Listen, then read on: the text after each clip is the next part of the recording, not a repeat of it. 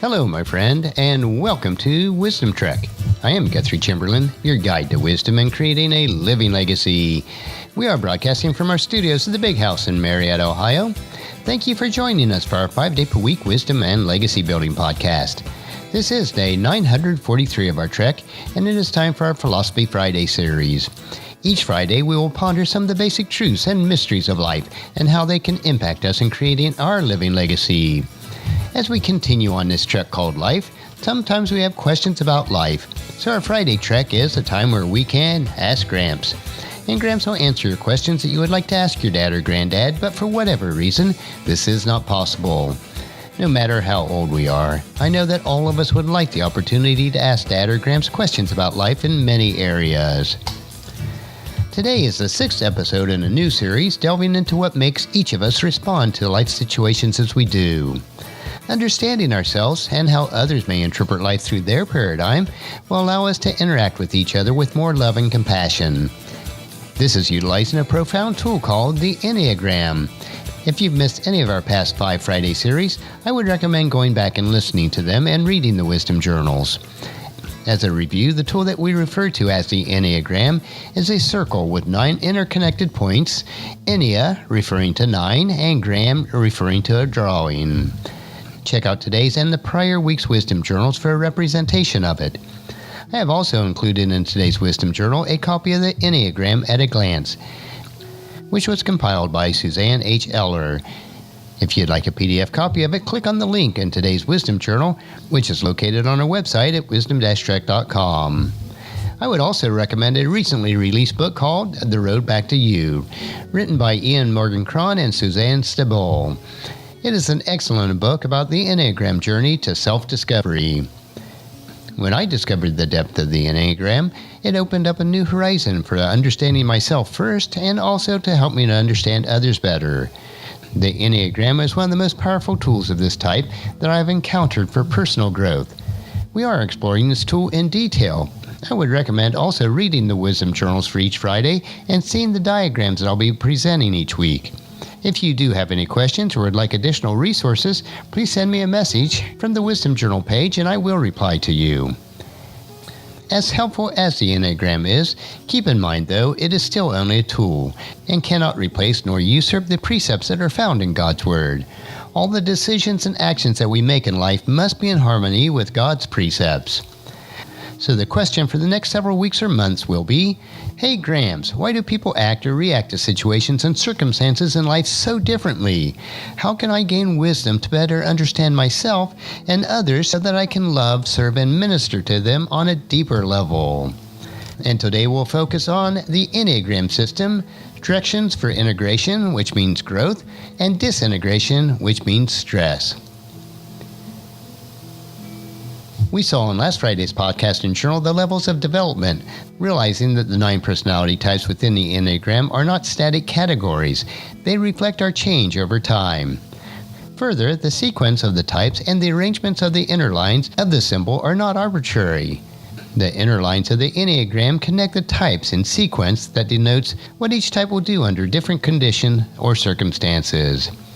There are 2 lines connected to each type. They connect with 2 other types. One line connects with a type that represents how a person of the first type behaves when they are moving toward health and growth. This is called the direction of integration or growth. The other line goes to another type that represents how a person is likely to act out when they are under stress or pressure, when they feel that they are not in control of the situation. This second line is called the direction of stress or disintegration. In other words, different situations will evoke different kinds of responses based on your type of personality. You will respond or adapt to these different directions as indicated by the lines on the Enneagram for your basic type. Again, this shows us the flexibility and the dynamic of the Enneagram. First, let's look at the direction of disintegration or stress for each type that is indicated by a sequence of numbers. Those numbers are 1 points to 4, 4 points to 2, 2 points to 8, 8 points to 5, 5 points to 7, and 7 points to 1. This means that an average or unhealthy person who's a 1 under stress will eventually behave like an average or unhealthy 4. An unhealthy 4 will act out their stress like an average or unhealthy 2. The average or unhealthy 2 will act out their stress like an 8. An 8 will act out their stress like a 5. A 5 will act out like a 7, and a 7 will act out like a 1. Likewise, on the equilateral triangle, the sequences is 9 to 6, from 6 to 3, from 3 to 9. A stressed out 9 will act out like a 6. A stressed out 6 will act out like a 3. And a stressed out 3 will act out like a 9. Now you can see how this works by following the directions of the arrows on the Enneagram found in today's Wisdom Journal, located at wisdom-trek.com/day-943. Next, let's look at the direction of integration or growth, which is indicated by each type by the reverse of the sequence of disintegration. Each type moves toward integration in the direction that is opposite of their unhealthy direction. Thus, the sequence of direction for integration is 1 to 7, 7 goes to 5, 5 goes to 8, 8 goes to 2, 2 goes to 4, and 4 goes to 1. An integrating 1 will point to a 7. An integrating 7 goes to a 5. An integrating 5 goes to an 8. An integrating 8 will go to a 2. An integrating 2 goes to a 4. An integrating 4 goes to a 1. Now on the equilateral triangle, the sequence is 9 goes to 3, 3 goes to 6, 6 goes to 9. So an integrating 9 in a growth stage will go to 3. An integrating 3 will go to 6, and integrating 6 will go to 9. You can see how this works from the following the directions of the arrows on the Enneagram that is found in today's Wisdom Journal, located at wisdom-trek.com/day-943. No matter what personality type that you are, the types of both of your directions of integration or growth and your direction of disintegration or stress are important influences on how you'll react to certain situations. To obtain a complete picture of yourself, or of someone else, you must take into consider the basic types and wings, as well as the two types in the directions of integration and disintegration. The factors represented by these 4 types blend into your total personality and provide a framework of understanding the influences that are operating within you. For example, no one is simply a personality type 2. A 2 will usually have either a 1 wing or a 3 wing, and the 2's directions of disintegration is an 8, and the direction of integration or growth is a 4, and these also play important parts in your overall personality. Ultimately, the goal is for each of us is to move around the Enneagram, integrating what each type symbolizes by acquiring healthy potentials of all the types. The ideal is to become a balanced, fully functioning godly person who can draw on the power, or from the Latin virtue, of each of the types as needed. Each of the types within the Enneagram symbolizes a different important aspect of what we need to achieve in this end.